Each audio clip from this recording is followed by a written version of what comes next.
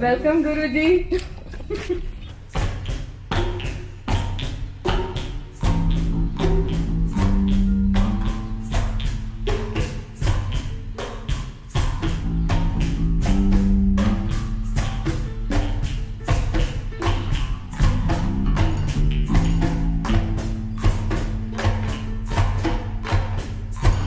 Norway has declared religion as a mental disease. But what's rare is Ananda. That's missing because we start by not respecting ancient cultures. These questions we are missing. We don't question these things. It's difficult to be respected for your achievements when everybody's educated the same. In Gurukulam, I don't teach the same thing to everyone. I see what your karmas are and I teach you that. There's no fixed syllabus. They have fear of losing the person they feel they love. See, this is the abundance we're missing because we don't notice nature. We have enough voltage to throw a lightning bolt. Can you explain about Kundalini? She's coiled up like a snake because the snake form is our basic form. This is what gets awakened during Shivratri. Not many people in the West know about this. In the times of Leonardo da Vinci, they had Gurukulams even in the West. But here we don't recognize the karmas. Yeah, drawings, yeah, nice. How did you do in math? Yeah. You know? We'll be able to control the weather. Speak to nature. Nature speaks when you're speaking. You should be able to shoot energy across like that to anyone. So this is the phenomenal powers that come to you because of your closeness with God. The very thing that the Scandinavian countries hate. You took God out of your life and you sent your happiness also out. And your power also out. Now you're at the mercy of nature, trying to do all kind of hacks to stay alive. Can we do anything without other people? Many people are fully into it, with us, committed. That's when life becomes fun.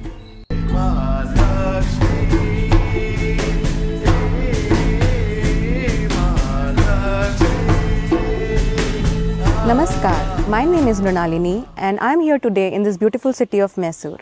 I am here to learn yoga from my Guruji, Guru Pashupati. Guru Pashupati is the lineage authority of Trilok Akhada and he is also the lineage authority of 6 immortal schools of yoga, namely Aghora, Nath, Giri, Siddha, Vajra and Naga Yoga.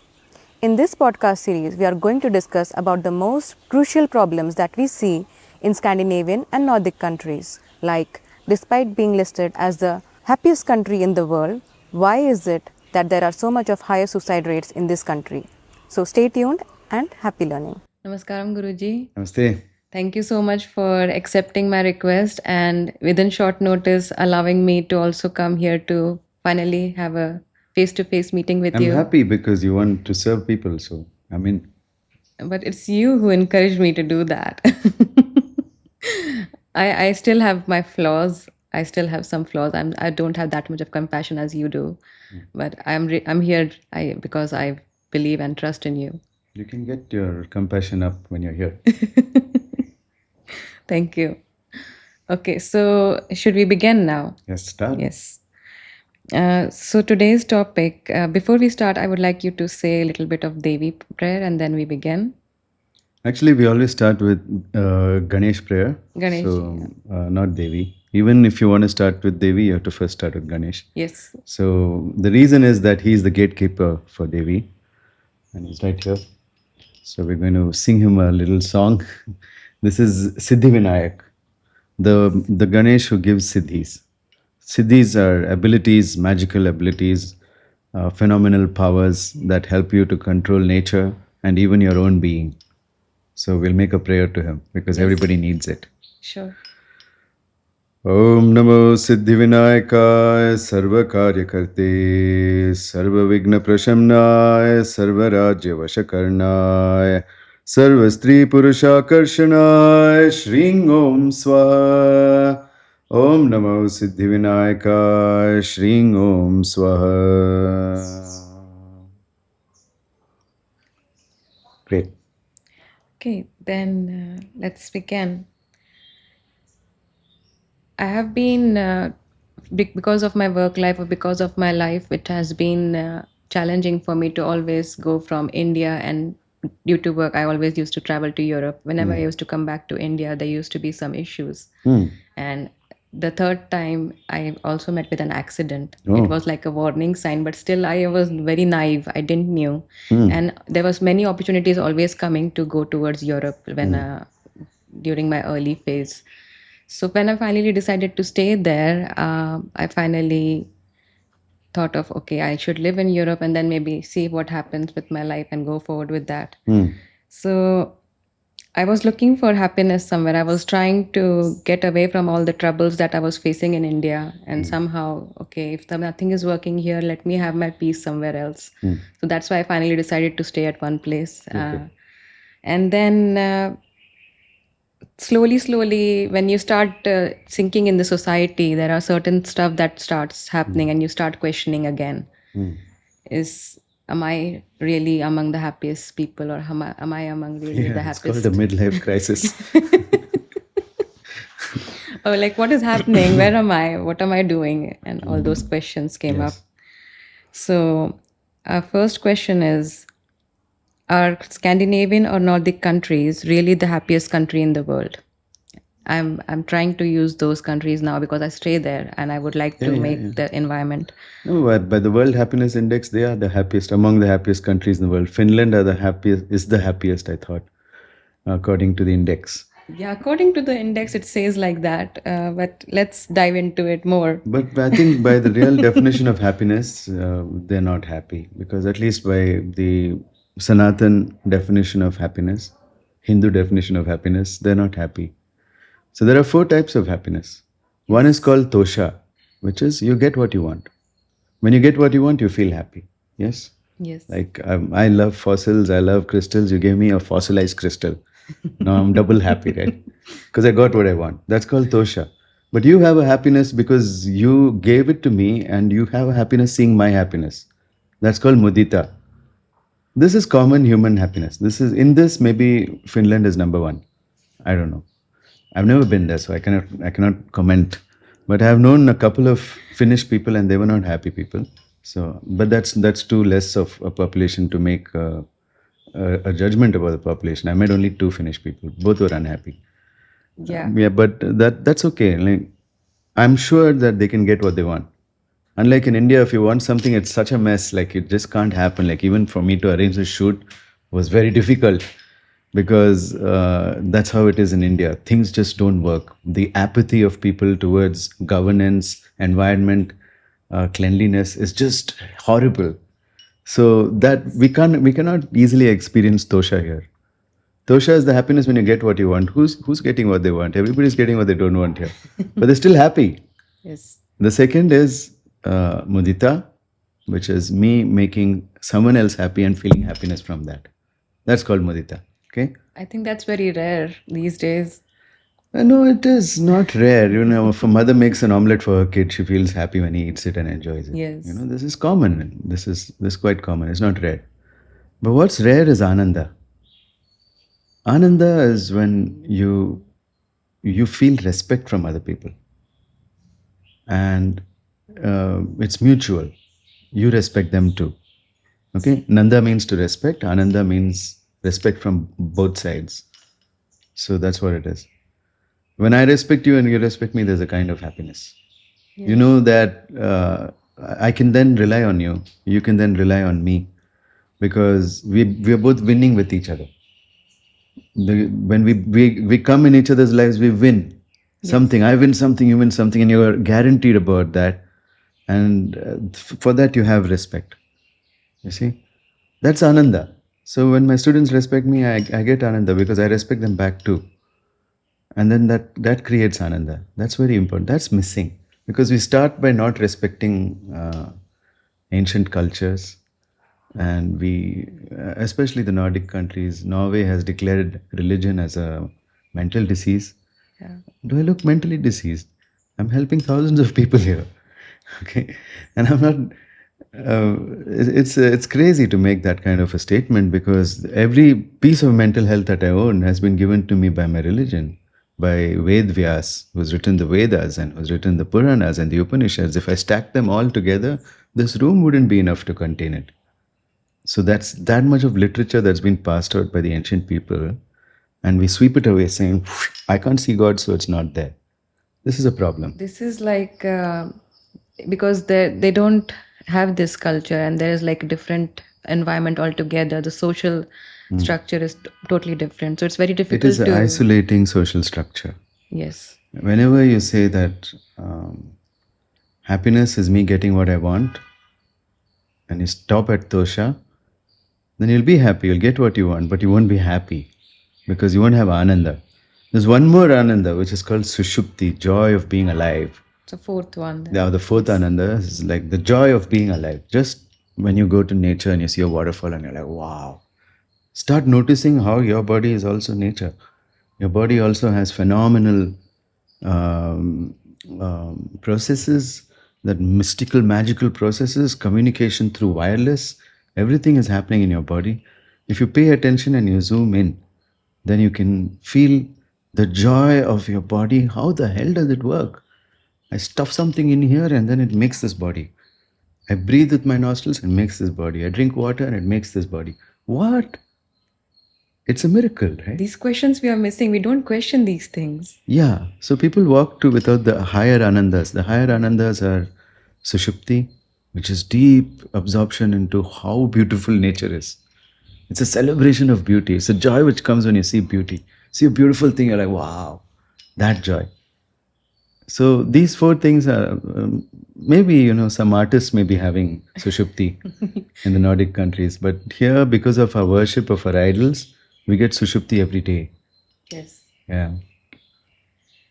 Because many people, they just look at the nature for a few seconds and then they go on about their life. So it feels like, okay, what have you done? And I've met other artists as well there, and they like to sit and be in nature for a while because they love being in nature a little bit, not as much as yogis, but they do. So if I start with, as we already know, that ranked as the happiest countries, despite having all the basic necessities that are better than other countries, why are people always stressed out and depressed in such countries where you all have the basic amenities which are the main causes in other countries? But yeah, because it's difficult to be respected for your achievements when everybody's educated the same. You've averaged out the whole population. There's nobody who can reach peaks. When every person is a mountain peak, then they'll have respect for each other. But here everybody is a plateau. That's what's happening. Got the same education. In Gurukulam, I don't teach the same thing to everyone. I see what your karmas are and I teach you that. There is no fixed syllabus. And that's how education should be, that the guru should be able to see your karma and then teach you exactly according to that. Karma is the flow which is already set in place. It's the invisible current in your body that is shaping your destiny. And so you need training for that. That's what we need to focus on. But people don't even understand that there is an invisible hand shaping. There is a momentum that is pushing you. There is lethargy to change. And this is the karma which is hanging around us, which doesn't let us do anything outside of it. But when we go along with the current, we can go really fast. We have to accept the current. I'll tell you what, so for example, two people are a couple and then it's not working out. And then they don't accept that. They say, yeah, we can go to a marriage counselor and fix it. We can do something else, fix it. Meanwhile, karma is pulling them apart. They're trying to hold on and they get a lot of damage trying to hold on. If they'd both just let go, they'd have gone. Like, for example, somebody wrote some things during the counseling to the counselor, and this lady happened to see it. She saw all the things that he wrote and she could never forgive him after that. But she was still trying to make it work because that had already hit a nail. She just had no feelings for the man anymore. But she was still trying to continue to make it work. I said, are you nuts? It's irreconcilable. So you call him. So we got him also on the call. And I told them that it's not going to work out. When I explained it to them why it's not going to work out, they felt so much relief. They're like, thank you, Guruji, for putting us back on our karma. Now they're really good friends, but they have nothing to do with each other. Like, they have a lot of respect for each other because they were able to take this decision together and it's causing them joy. So sometimes even society recommends certain things are happy. Yeah, because there is like this pressure that if I don't make this work, then I will be shamed because of not making it work. And there's also this fear of losing. People have this immense fear of losing. I don't know what, but they have fear of losing the person they feel they love. See, this is the abundance we're missing because we don't notice nature. Those who notice nature will see there's abundance. Abundance is just a vibration. It's a high level vibration. That means it's about the electric field in your body and the electromagnetic field in your body, which is there around every cell. But if you can make it all add up, we have enough voltage to throw a lightning bolt inside our body. We can throw a lightning bolt. Really? Yes, that much voltage we have. And so, yeah, it's phenomenal. Like yogis keep it very secret. That's called Kundalini. If you capture this lightning bolt energy within yourself, it's Vajra. You become a Vajra Deha, lightning body. Can you explain about Kundalini? Because Kundalini, I guess it's very known term in India, but if a Western mind wants to understand, So there is a kund at the bottom of your pelvis. It is a kund is a kind of pond or a small pot? body of water. No, that's kumbh. Kumbh is pot. Kund is not a pot. Kund is like a small body of water. You know, like a little lake or a pond.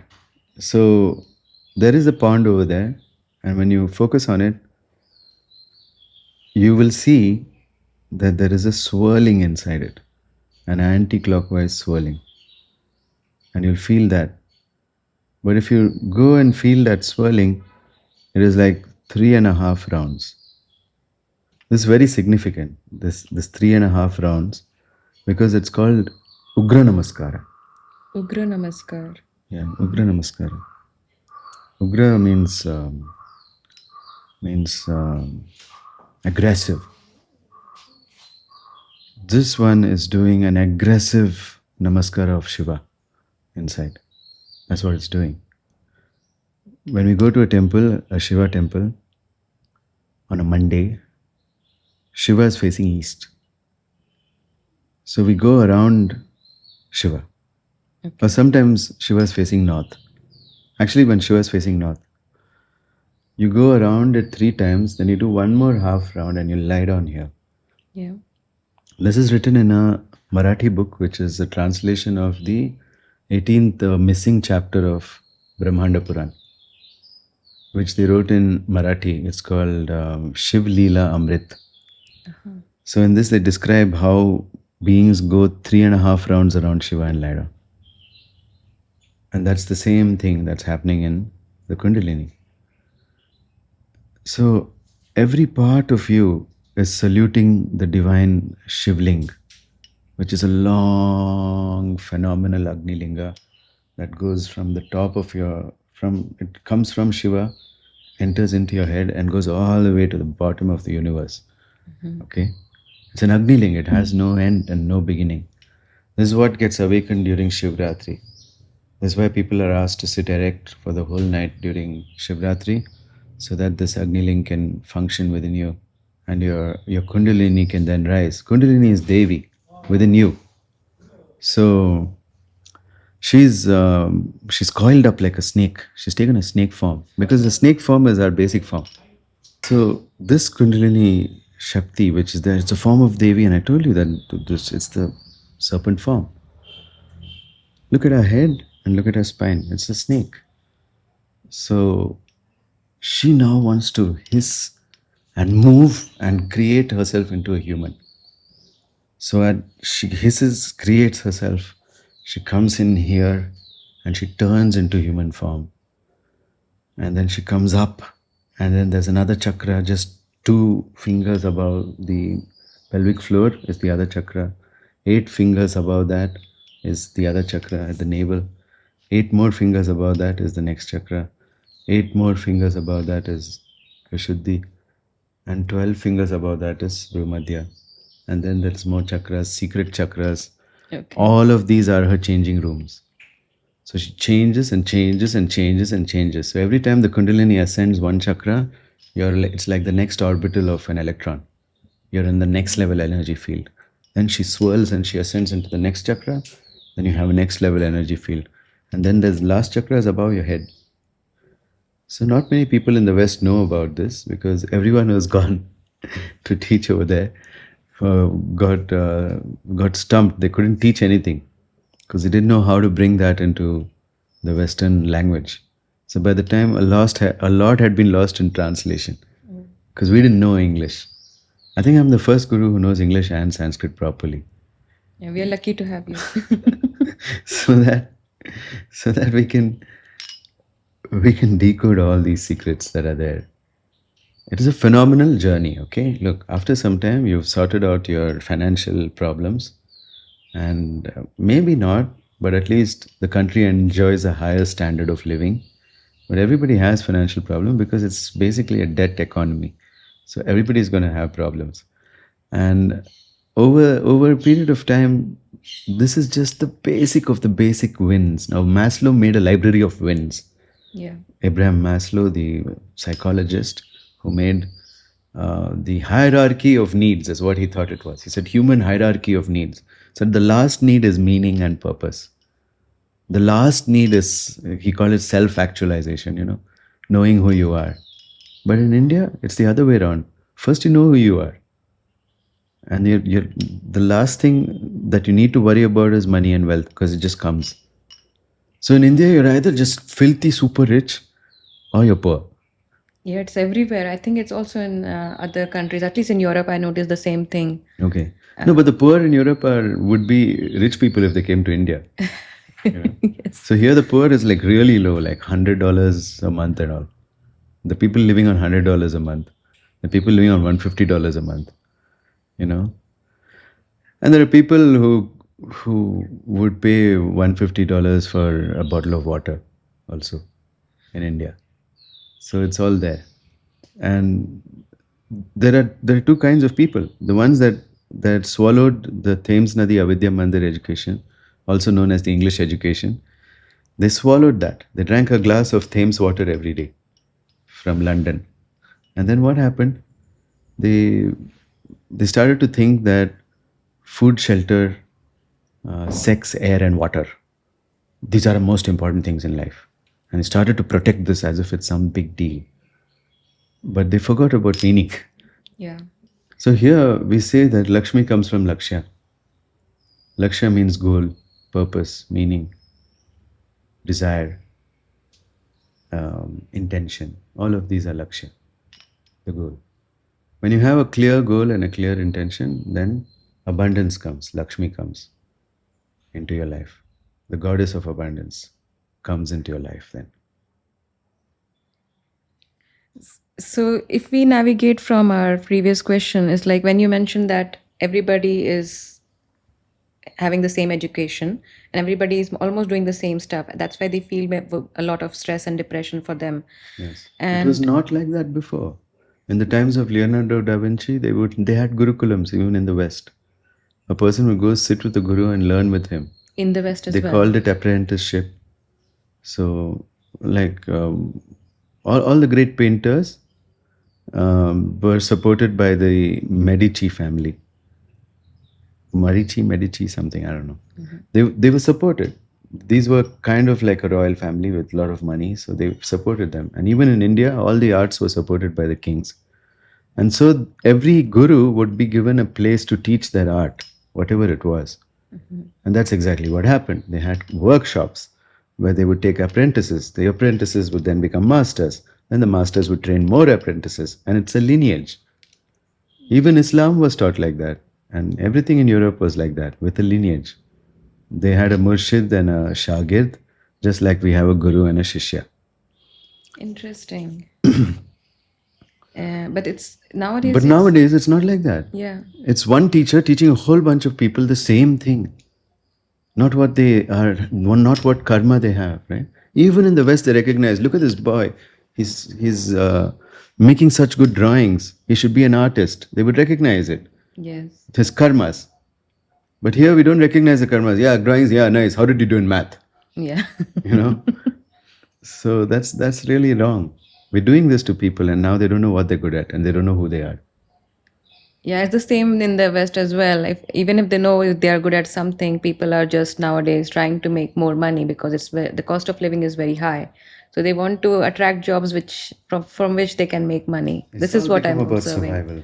Yeah. So how can you be happy when your main concern is survival? Yes. Shouldn't survival just be taken care of? The advice from India is focus on your goal. Focus on your intention, your desire. Just focus on it and don't get distracted from it. Abundance will follow you. Yeah. Then why do people create a world of suffering for themselves and also for others? They don't do it intentionally. If that's what you're asking, they're not even aware that they're creating it. So you should be asking, why does it happen? Why does it happen? No, Yes. nobody's doing it. I think it's like knowingly, unknowingly, they are always trying to they create. No, I agree we with you, because do on a deep that. level they Yeah. are creating it, but it's creating because of their low opinion of themselves. So what they settle for and the choices they make are all very low, because their opinion of themselves is low. When your opinion of yourself is high, then you'll make high choices for yourself. Profitable, wonderful, delicious, orgasmic choices you'll make for your life. Okay? But people who are not in love with themselves, then how will they make good choices for themselves? They'll choose not only for themselves bad things, they'll choose people around them who are bad, and then they'll choose bad things for them too. So it's ridiculous. Surprisingly, many of the most troubled nations in the world, such as Syria, Iraq, have comparatively low suicide rates. And Nordic countries are ranked higher in the use of antidepressants and suicide rates. What makes the person to take drastic steps towards suicide? I mean, there's only two things: fear and self-loathing.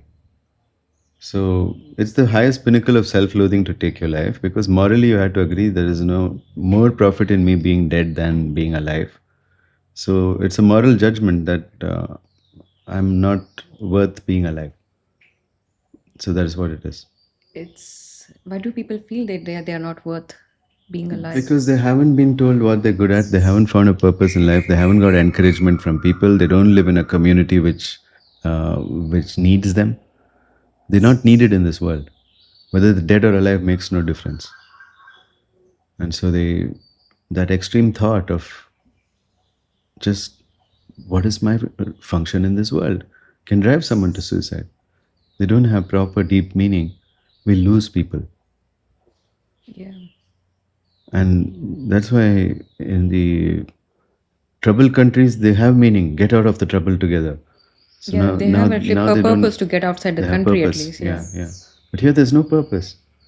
And also, nobody's valued. Everybody is taught in Thames Nadi Avidya Mandir education, which all the Nordic countries have adopted. It originates in London, this way of teaching, way of saying everyone is equal and they have to learn the same thing. It's a very socialist agenda, and socialist agenda is very popular in the Nordic countries. So this whole wave of liberalism saying everybody is equal makes people lose their specialness. And over a period of time, they don't know who the hell they are. So they don't feel unique. They don't feel valued for who they really are. Correct. And they cannot express themselves as well. There's no feedback being given from society that, hey man, you're so important to me today. Thank you for being there. This one word will stop anyone from being suicidal. This one sentence. But it has to be heartfelt. You can't just say it. It has to be heartfelt and provable. If someone comes and tells me, Guruji, thanks for being there. And I'm like, yeah, correct. Because I have been there and I have proof of it. It's not something that I made up, but something, when other people give it to you, you know that you deserve it. But otherwise, you can put yourself up on a pedestal and say, my Kundalini is awakened and my third eye is opened. But nobody will give a shit, right?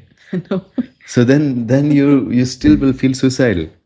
Because everyone goes into spirituality. Buddhism especially has a lot of outlets for this kind of stuff, where you say there's a completion phenomenon in Buddhism. There's a Shunyata. yeah. I mean, no. Every sadhana has a beginning practice and then a completion practice. So the beginning practice, and then when it's completed, so they give them belts, or like in karate you get a belt for each achievement. Like that, they have like completion certificates, not certificates, but recognition. Okay. So they're dying for that spiritual recognition, which is a false recognition, because when you come back into your society, doesn't matter how many stages you completed in your Vajrayana Buddhism, people are not going to respect you. Just like the movie Samsara, really old one, was made by about a Buddhist monk who sat for 12 or 14 years in isolation, and then he comes back to society and he still can't integrate. And then he becomes suicidal because things don't work for him. So that's what happens. So people run to spirituality to escape all this. And they like Buddhism because it has no gods. Because again, Thames Nadi has told you that God doesn't exist. Nietzsche came along and said God is dead. Yeah, it's funny because there are many people I meet and they use spirituality for their own sake. I like this part, but I don't like the deity part. And sometimes I need to talk about, okay, this in Vajrayana they have deities, they worship deities, and they are like, is it like that? And these are people who are practicing meditation and Buddhism for like 30 years and 40 years in West. So They don't yeah, have any connection with the deity. Because really, if you, let's say you're doing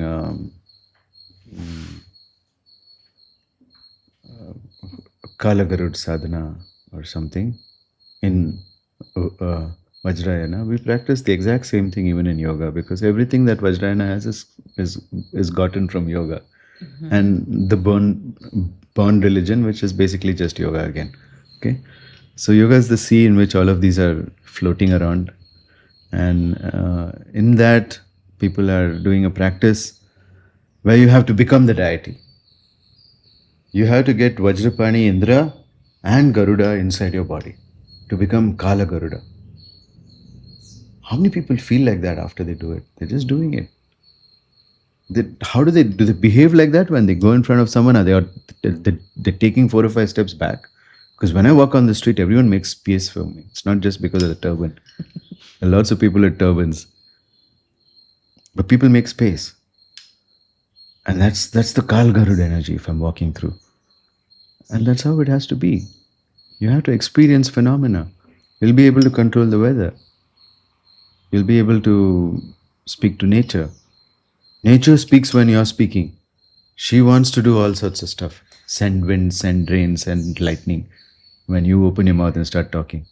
So this kind of phenomenal connection nobody has, because it's just a commercial activity. But Guruji, nobody even knows how to do these kind of stuff, or at least have knowledge of, is it really? They think that Well, it's come dead. to They the are not talking. Himalayas. Come to the Himalayas and talk to people. They live as if there are miracles, and because there are. But you're living in a place where everything is controlled and protected. You have no touch with nature. So how will you know miracles? How will you see nature responding to your prayers? You know, if there's an ant walking along this bed, and pick him up from here and I put him over here, his friends are going to think he has magic powers, right? Yeah. Because the ants are 2-dimensional. From the 3rd dimension, we can do things like that to the ant. And then, the ant will be like, wow, I can fly. I just flew through the air and landed up here. And the others are like, how did you do that? That'll be Hanuman of the ants. Hanuman jumping across the ocean. The ant, these ants will feel that this ant is Hanuman. Okay? And in a similar way, everyone looks at Siddhas and they think that there's some superior special species. But Siddhas do all these miracles because they have a touch with the divine, which Norway calls disease. Because we have this disease, God takes us and puts us somewhere. I have been reported to have been in 2-3 places at the same time. Even I don't know. They're like, I met you there, Guruji, and you were there, you said this. I'm like, okay. So these kind of things start happening, whether you find the glitch in the matrix and, Devi takes you wherever you want to go. So that is deep power, and with power comes justice, order. Order and justice can be brought only by power. You said justice is the privilege of the powerful. It is. Yes. So, and the way to be powerful is to practice yoga, Siddha Yoga. Then you'll get powerful. But if you're practicing a sadhana and it isn't making you powerful, then why the hell are you doing it? True. That's true. Many people just want to meditate, and then I'm not sure. I don't see that distraction. kind of energy in the monks. They are like mostly about, they want to go and then they just want to leave the body. It feels like that they don't want to be a part of the society. Correct. You should be able to shoot energy across. Can you feel that in your third eye? Yeah. You should be able to shoot energy across like that to anyone and ground them properly. You should be able to give them blessings and calm their body down. How do you feel? I feel very grounded after doing your yoga, Guruji. Ah. I was also the one who was little bit high in the air. And after doing yoga, I feel so much grounded that I am at least able to speak in a normal way. One sentence from me on WhatsApp will ground you. Have you noticed? Yes. So this is the phenomenal powers that come to you because of your closeness with God. The very thing that the Scandinavian countries hate. You took God out of your life and you sent your happiness also out. And your power also out. Now you're at the mercy of nature and you're trying to do all kind of hacks to stay alive beyond 70. It won't work like that. And Guruji, many young adults and teenagers which are aged between 15 to 29 years are ranked higher also in the suicide rates. Why do young adults feel they don't have any other option left for them except suicides? Because when you're young, you want to explore the world, you want to do something new. But still, it seems like there are teenagers as well as like young adults who are also going into this path. They cannot find their worth in the society in which they are. Nobody's valuing them. That's it. That's the only reason for suicide. Why don't they have the energy to at least explore? How? Because nobody's valuing them. They just don't feel it. They're like, I checked. Of course they have the energy to explore, but when they explore, they find nobody valued me anymore at all.